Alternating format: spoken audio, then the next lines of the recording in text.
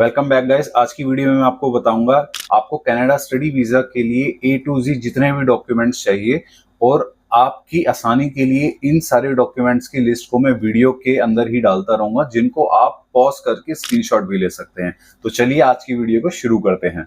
तो सबसे पहले आते हैं आपके एकेडमिक्स के डॉक्यूमेंट्स पे। अगर आपने 12th पास आउट करी है तो आपको इन डॉक्यूमेंट्स की रिक्वायरमेंट होगी, जिसमें आपका आता है 10th की मार्कशीट, 12th की मार्कशीट, 12th का माइग्रेशन सर्टिफिकेट और एनी अदर स्पोर्ट्स और एकेडमिक सर्टिफिकेट। अगर आप कनाडा के स्टडी वीजा को आफ्टर बैचलर्स और मास्टर्स के लिए अप्लाई कर रहे हैं तो आपको ये 10th और 12th की मार्कशीट तो चाहिए होंगी। इसके साथ साथ आपको ये डॉक्यूमेंट चाहिए होंगे, जिसमें कि पहला आता है सेमेस्टर या ईयर वाइज मार्कशीट, आपका माइग्रेशन सर्टिफिकेट, आपका लेटर ऑफ रिकमेंडेशन, आपकी ट्रांसक्रिप्ट्स, आपके बैकलॉग सर्टिफिकेट, आपका कैरेक्टर सर्टिफिकेट और आपकी डिग्री। लेटर ऑफ रिकमेंडेशन, अगर आप कॉलेज के अंदर पढ़ रहे हैं तो आप अपनी फैकल्टी से लेटर ऑफ रिकमेंडेशन मांग सकते हैं। अगर आप जॉब कर रहे हैं तो आप अपने एचआर या ऑफिस से लेटर ऑफ रिकमेंडेशन की डिमांड कर सकते हैं। अगर आपने अपने बैचलर्स के बाद अपनी बैचलर्स या मास्टर्स को कंप्लीट करके कहीं पे वर्किंग है तो आपको उस सिनेरियो में ये डॉक्यूमेंट चाहिए होंगे, जिसमें कि पहला आता है आपका एक्सपीरियंस लेटर, आपका offer letter, last 6 month salary slips, आपकी बैंक स्टेटमेंट जहां पे सैलरी क्रेडिट होती है, फॉर्म 16 प्लस आपकी आईटीआर रिटर्न अगर आप फाइल करते हैं तो।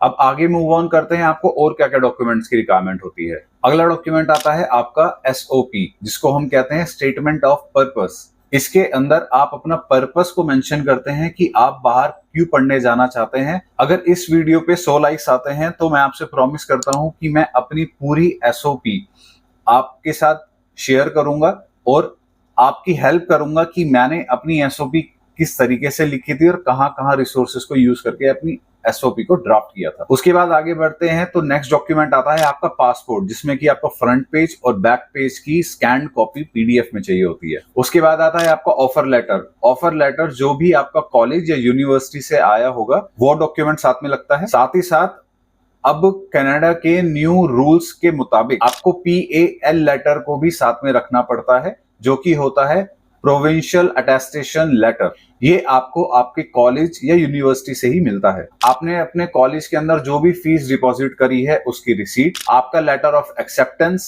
जो कि आपके कॉलेज से आता है कि आपकी यूनिवर्सिटी और आपके कॉलेज ने आपको एज अ स्टूडेंट एक्सेप्ट कर लिया है। उसके अंदर आपकी कोर्स की सारी डिटेल्स, उसकी आपकी कोर्स की ड्यूरेशन, आप कौन सा कोर्स करने जा रहे हैं, किस स्पेशलाइजेशन में जा रहे हैं, उसकी सारी की सारी डिटेल्स उसमें मेंशन होती है। उसके बाद नेक्स्ट डॉक्यूमेंट आता है आपका आइल्स टेस्ट। आपके आइल्स के स्कोर की पीडीएफ भी साथ में डॉक्यूमेंट में लगती है। आपकी पासपोर्ट साइज फोटो, जैसा कि आप स्क्रीन पे देख सकते हैं, इन इंस्ट्रक्शंस के मुताबिक आपको अपनी पासपोर्ट साइज फोटो चाहिए होगी। इसीलिए मैं आपसे बार बार कहता हूं कि आप मेरे चैनल को सब्सक्राइब कर लीजिए, ताकि आपकी मेहनत और आपका समय बच सके और मेरी वीडियोस के द्वारा आपको इतनी डिटेल में आसानी से सारी डिटेल्स आपको मिलती रहे। नेक्स्ट डॉक्यूमेंट पे मूव ऑन करते हैं, जो कि है जीआईसी कंफर्मेशन। इसमें आपने जिस भी बैंक में अपना जीआईसी का अकाउंट खुलवाया है वहां का आपको एक पीडीएफ लेटर मिल जाता है, जिसमें कि मेंशन होता है कि आपका इतना अमाउंट ऑलरेडी जीआईसी के अंदर डिपॉजिट हो गया है। उसके साथ आता है हमारा लोन सैंक्शन लेटर।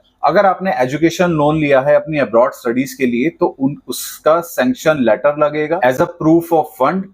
प्लस अगर आप अपनी प्रोफाइल को और स्ट्रॉन्ग बनाना चाहते हैं तो आप उसमें अपनी एफडीज, जिसको फिक्स डिपॉजिट भी कहते हैं, उनको भी साथ में अटैच कर सकते हैं। उसके बाद आता है आपका स्पॉन्सरशिप लेटर। स्पॉन्सरशिप लेटर में आपके मदर, आपके फादर या आपसे कोई भी बड़ा आपका ब्रदर, सिबलिंग जो होते हैं, उनको एज अ स्पॉन्सर बना के उनके बिहाफ पर एक लेटर बनाया जाता है, जिससे कि कनाडा की गवर्नमेंट को ये दिखाया जाता है कि हाँ, मेरे फादर या मेरी मदर या मेरे सिबलिंग्स मेरे को थ्रू आउट मेरी एजुकेशन जर्नी में फंड में हेल्प करेंगे। अगले डॉक्यूमेंट में मूव ऑन करते हैं। अगर आपने पास में कहीं पे भी अब्रॉड में ट्रैवल किया है तो आप उसका वीजा लगा सकते हैं, आपकी क्या क्या टाइम ड्यूरेशन थी वहां पे स्टे की और आपका पर्पस क्या था वहां पे ट्रैवल करने का। अब नेक्स्ट डॉक्यूमेंट पे मूव ऑन करते हैं, जो कि है इनकम सोर्स। अगर आपके पेरेंट्स सैलरीड हैं तो 2 साल की आईटीआर प्लस फॉर्म 16 की कॉपीज अगर आप भर रहे हैं तो। अगर आपके पेरेंट्स का बिजनेस है तो उनके लास्ट 2 साल की आईटीआर उनकी बैलेंस शीट, प्रॉफिट और लॉस की, उनके कॉम्पिटिशन पेजेस के साथ। फाइनेंशियल डॉक्यूमेंट्स के अंदर उनके लास्ट 6 मंथ्स की बैंक स्टेटमेंट, जो कि आप ऑनलाइन जाके आराम से निकाल सकते हैं, उनके पीएफ, पीपीएफ, जीपीएफ की स्टेटमेंट, अगर वो बिजनेस करते हैं तो उनके बिजनेस के डॉक्यूमेंट्स के अंदर आ जाएगा, उनका मेमोरेंडम,